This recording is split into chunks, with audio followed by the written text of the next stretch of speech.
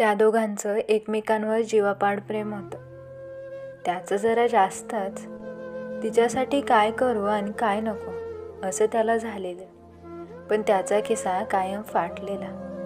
कडकाच होता बिचारा, पण भलताच रोमॅन्टिक. तिच्याशिवाय जगण्याची कल्पनाही त्याला करवत नसे. तिला काहीतरी गिफ्ट द्यावं असं त्याला मनापासून वाटत होतं, पण द्यायचं काय? खिशात तर दमडी नाही. शेवटी न राहून त्याने तिला रंगीत कागदांची फुलंच प्रेझेंट केली. ती खुश होती. तशीही तिची त्याच्याकडून फार मोठी अपेक्षा नव्हती. तो जे देत होता त्यात ती समाधानीच होती. तसाही तो सामान्यच होता. जेमतेम नोकरी, भविष्यातही काही करून दाखवेल असं पाणीही त्याच्यात दिसत नव्हतं. पण एकमेकांच्या प्रेमात अखंड बुडालेले ते दोन जीव सुखात होते. पण एक दिवस सगळं पलटलं. ती म्हणाली, तुझ्याबरोबर आयुष्य जगायचं म्हणजे नेहमी असंच रडत मन मारतच जगावं लागेल. काय सुखात ठेवणार तू मला? काय आहे तुझ्याकडे? तर काहीच नाही. मी परदेशी चालले आहे, पुन्हा कधीच परत येणार नाही. तू मला विसर. आजपासून आपले मार्ग निराळे. माझा तुझा संबंध इथेच संपला. आणि ती कायमची निघून गेली. हा मोडून पडला. संपलाच जणू काही. सर्व काही संपले त्याच्यासाठी. दिवस सरले आणि त्याच्या मनातील दुःखाची लाट ओसरून संतापाच्या लाह्या तडतडायला लागल्या. त्यानं ठरवलं, तिनं पैशासाठी आपल्याला सोडलं ना, मग आता पैसाच कमवून दाखवायचा. इतका की आपल्यापुढं सारं जग तिला थिटं दिसलं पाहिजे. तो पेटून उठला. झोकून दिलं स्वतःला. कष्ट केले. राबला. मित्रांनी मदत केली. चांगले लोक भेटले. त्याचे दिवस पलटले. तो खूप श्रीमंत झाला. स्वतःची कंपनी उभारली.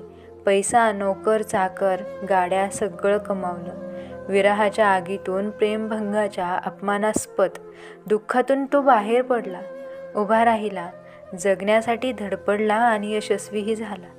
पण तरीही त्याच्या मनात चुटपुट कायमची होती. ती सोडून गेल्याची, तिनं नकारल्याची, आपल्या गरिबीचा अपमान केल्याची.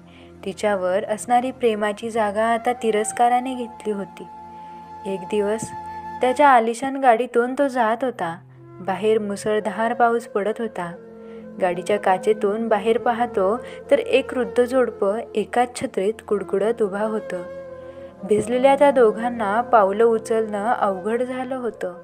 त्यानं गाडी थांबवली आणि नीट पाहिलं. हे तिचेच आईवडील. त्यानं त्यांच्याजवळ गाडी थांबवली. त्यांना गाडीत बसण्याचा आग्रह करावा असं त्याला वाटत होतं. त्याच्या मनातली सुडाची आग जागी झाली होती. त्यांनी आपली श्रीमंती पाहावी, त्यांनी आपली गाडी पाहावी, आपली प्रगती पाहून त्यांच्या लेकीचं जे काही केलं त्याचा पश्चाताप व्हावा असं त्याला मनोमन वाटत होतं.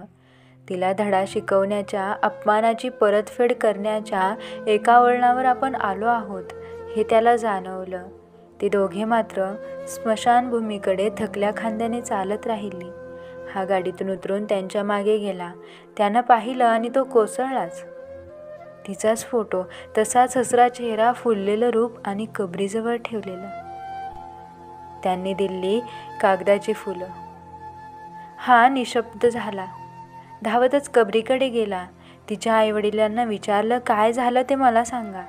ते म्हणाले, ती परदेशी कधीच गेली नाही. तिला कर्करोग झाला होता. तो झाल्याचं कळलं तेव्हा थोडे दिवस होते तिच्या हातात. आपल्या अकाली जाण्याचा दुःख तुझ्या वाट्याला येऊ नये म्हणून प्रेमभंगाचा चटका देऊन ती गेली. तू संतापून उभा राहशील, जगशील यावर विश्वास होता तिला, म्हणून तिनं तुला सोडून जाण्याचं नाटक केलं. ती गेली आणि तू जगलास. तर मंडळी, तुम्हाला ही प्रेमकथा कशी वाटली हे मला कमेंट करून नक्की कळवा. आणि अशाच आणखी नवनवीन कथा बघण्यासाठी तुम्ही आपल्या चॅनलवर नवीन असाल तर चॅनलला सबस्क्राईब करायला विसरू नका. धन्यवाद.